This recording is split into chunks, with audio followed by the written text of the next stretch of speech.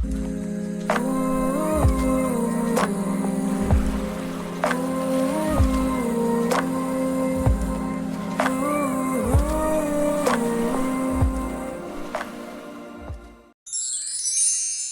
my name is Dan, and this video is the first in a short series of videos about races and classes in video games, which is part of a larger suite of videos about game design in general.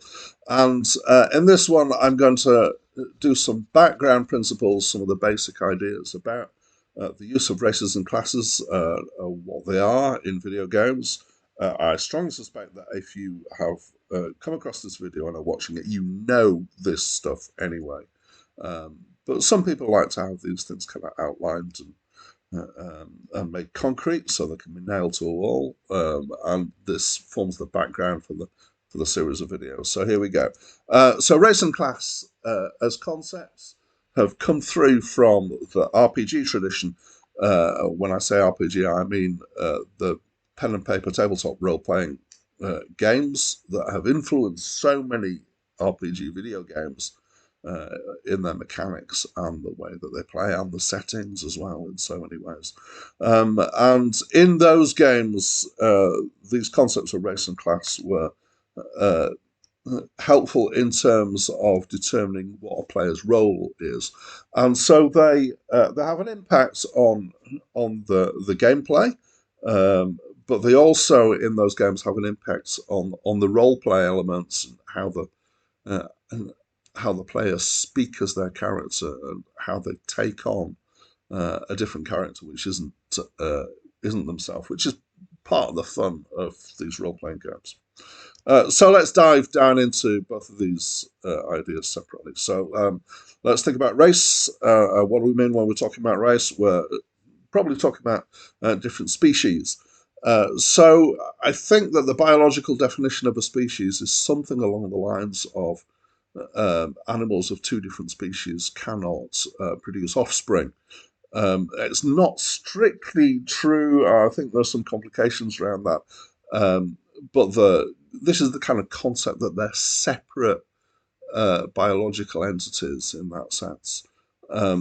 This isn't quite so strongly true in fantasy settings where you're able to get half elves and half orcs and things like that, but still it's the same kind of idea as that they're distinct. So if you think of human as being one of the races that's potentially available in the sorts of games that gives you race choice, then the other races are other non-human intelligent species. And I want to throw a bit more on that actually as an idea, because if you think about the real world, you could claim that a non-human intelligent species that we have contact with is dolphins, but I've never seen a role-playing game that includes dolphins as one of the roles. And I think there are some really good reasons for this, not in the least because we inhabit different mediums. So dolphins live in water, we live on land. But when you have races in video games, it's usually that they're human enough to have a certain amount of interaction, and they usually have a society of some kind. But there's enough similarity between the race and humans for cooperation or conflict or both to exist. And so they're kind of, I'm going to sound level pegging. It doesn't necessarily mean that all races are level or equal. But there is some enough similarity there. I think you understand what I'm talking about. The bottom line for races is this idea that you can play as a non-human. You don't have to be a human character in the game. Here's a panda-based race from World of Warcraft, which is quite an interesting idea. There is another way that the word race is used in video games, which is to mean nationality. So we're stepping out probably of fantasy games and more into a real world type setting. And quite possibly this can work for RPGs as well, but in my mind is real-time strategy games where you might have different campaigns for different countries or different races. So, for example, for a World War II game, you might have British, German, Russian, Japanese, Italians, Americans, what other races were in countries were involved in World War II, to play as different things. And there would probably be differences between the sides. Again, with RTSs, it's often different units are available if you're playing for a different race. And so effectively, they're different sides or different campaigns uh, that can appear. Right, let's move on. Let's talk about classes. So what is this concept of a class? Again, as I said at the beginning, you probably know, but let's run through this anyway. And it's more about a specialism. Usually within a race, you might have separate classes, and you'll have heard of some of these classes, warrior, healer, rogue, etc. Often in video games, it's about combat specialism.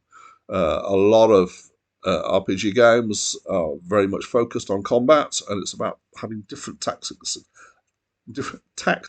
and different roles within the combat. Again, like uh, races, it comes from the D&D tradition from RPGs, but there was some kind of hint of it in Tolkien. So I'm just going to flash up a picture here. So this is an excuse of a picture, a screenshot from one of the Lord of the Rings films. And here we've got Strider, otherwise known as Aragorn, son of Arathorn, who is described as being a ranger. The concept here is that he's especially good at wilderness and wilderness combat and wilderness survival kind of things. And this is used in Lord of the Rings as if it's kind of a classification of person. And so he's described as being this, and this is where this potentially where this concept of class has come from characters like this in fantasy stories. We've also got Frodo here. I don't think Frodo was described as being a thief, but Bilbo in The Hobbit was recruited into the adventuring party on the grounds that he was a thief. And again, it's this concept of it's something that he is, which is very similar to the concept of classes.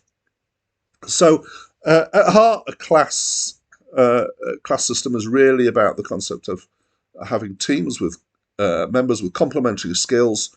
So, you've probably heard it said that in the real world, with teamwork, if you have everybody in your team equally skilled at the same things, then that's not a great way of using teams. And having complementary skills, where people are good at one thing and other people are good at other things, tends to form a better team that's going to be more productive.